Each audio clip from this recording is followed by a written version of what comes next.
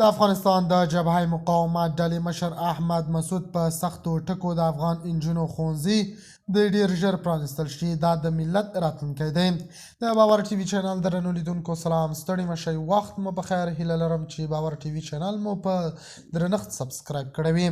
د مقاومت جبهې مشر احمد مسعود په یو پراخ او توند پیغام کې د افغان انجونو د ښوونځیو د سمدستي پرانستلو غوښتنه کړې ده او دا موضوع یې د افغانستان د بقا او راتلونکي سره تړلې بللې ده. نوموړي ویلي چې د نجونو له زده کړو محرومول یوازې یو تعلیمي موضوع نه ده، بلکې دا د ټولنې پر بنسټونو مستقیم اغیز کوي.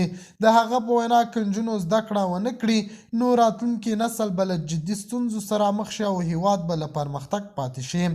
احمد مسعود ټینګار کړی چې تعلیم د هر انسان حق دی او هیڅوک د حق نشي اخیستلی. هغه ویلي چې د نجونو د ښوونځي تړل د افغان ولس لپاره د اندېښنې وړ موضوع ده او باید ژر تر ژره حل شي. په خپل پیغام کې هغه له اوسني نظام څخه غوښتنه کړې ده چې تعلیم په برخه کې واضح او عملي ګامونه پورته کړي څو نجونې وکولی شي بیرته خپلو زده کړو ته ستنې شي.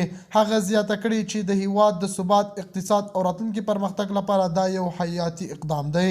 هغه همدارنګه ویلي چې د نجونو تعلیم د ټولنې د ودې بنسټ دی او که دا بنسټ کمزوری شي نو ټول نظام به اغیزمن شي.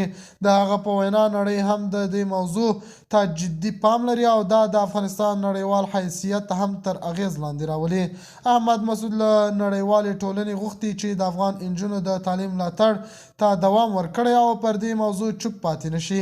هغه ویلي چې د افغان انجونو غږ باید واورېدل شي او هغوی ته د زده کړو زمینه برابره شي. د باور ټي وي چینل درنو لیدونکو دا و زموږ د دې مهال چمتو کړی خبر. تر بیا ښې چارې.